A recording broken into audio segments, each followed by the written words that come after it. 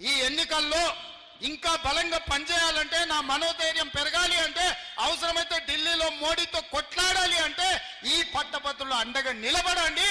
మీరు అండగా నిలబడితే ఇక్కడ కేసీఆర్ని కాదు, అక్కడ మోడీతోనైనా కొట్లాడి మనకు నిధులు నీళ్లు తీసుకొచ్చే బాధ్యత నాది.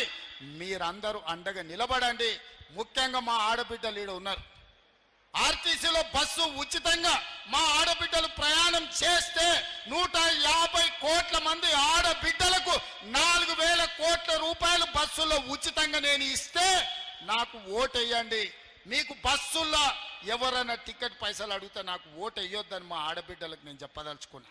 200 యూనిట్లు మీ ఇంట్లో ఉచితంగా కరెంటు వస్తే నాకు ఓటేయండి, లేకపోతే నాకు వద్దు.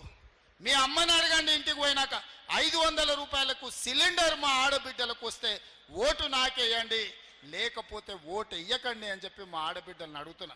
స్వయం సహాయక సంఘాలను 67 లక్షల మందిని ఇవాళ ఆత్మగౌరవం లేకుండా ఉంటే సంఘాలను మళ్ళీ పునరుద్ధరించి 1 కోటి మంది ఆడబిడ్డల్ని కోటీశ్వరులను చేయాలన్న ఆలోచనతోని ఇవాళ వ్యాపారాలు ప్రారంభించడమే కాదు, 600 ఎలక్ట్రిక్ బస్సులు ఆడబిడ్డలకు ఇప్పించి లక్షాధికారులను కోటీశ్వరులను మిమ్మల్ని చేయడానికి మీకు బస్సులు ఇప్పించుంటే నాకు ఓటేయండి, లేకపోతే ఓటేయకండి.